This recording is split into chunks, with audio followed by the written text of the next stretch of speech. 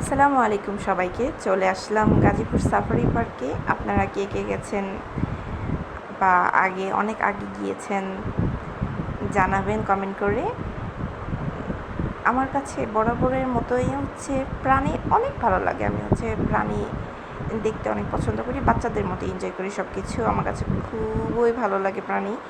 দেখুন কত সুন্দর ফিশ ওয়ার্ল্ড, অ্যাকোরিয়ামের মধ্যে ফিশগুলো, এই যে পাখি, আরও অনেক কিছু।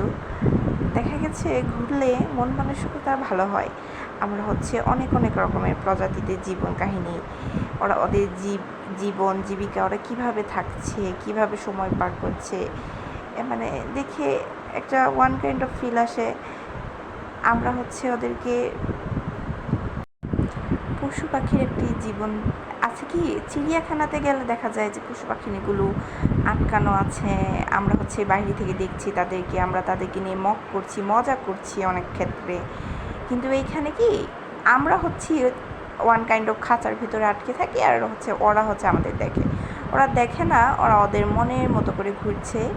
আমি জানি না ওদের জন্য এই জায়গাটি পর্যাপ্ত কিনা, সীমিত কিনা, কিন্তু ওদেরকে ওরা অবলা প্রাণী, ওরা অনেক বেশি জায়গা নিয়ে থাকে। ওরা দেখা গেছে এক জায়গা থেকে আরেক জায়গায় যাচ্ছে।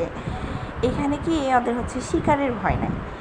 ওরা সময় মতো ওদের খাবার দেওয়া হচ্ছে, কিন্তু ওদের সুন্দর একটা পরিবেশ দেওয়া হচ্ছে। যেমন এই যে নিজের বাড়িঘরের মধ্যে থাকছি, আমার এলাকায় অন্যজন প্রবেশ করছে না, বা আমার এলাকায় কেউ শিকার করতে আসছে না, আমাকে ধরতে আসছে না। আর এই দুপুরের খাবারের সময় হলে দুপুরে খাবার দিচ্ছে, বিকালের খাবার সময় হলে বিকালে খাবার দিচ্ছে।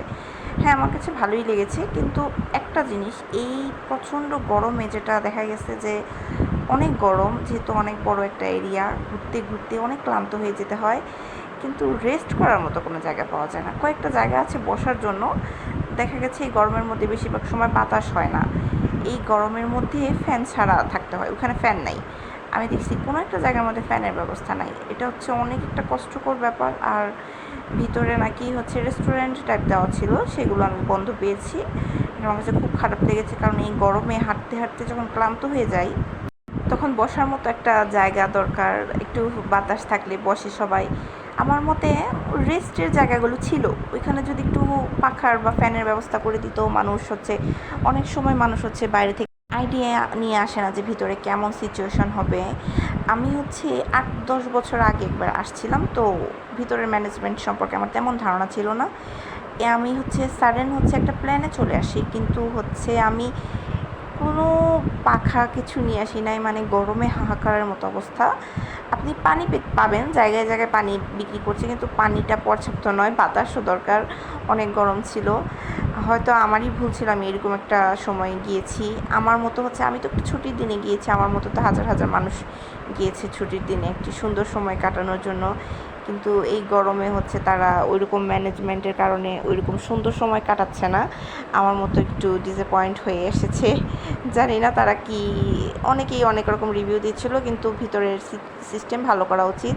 কারণ এরকম একটা সুন্দর জায়গা মানুষ উপভোগ করতে আসে, পশু পাখি সব কিছু দেখে মানুষ একটা সুন্দর দিন কাটাতে চায়।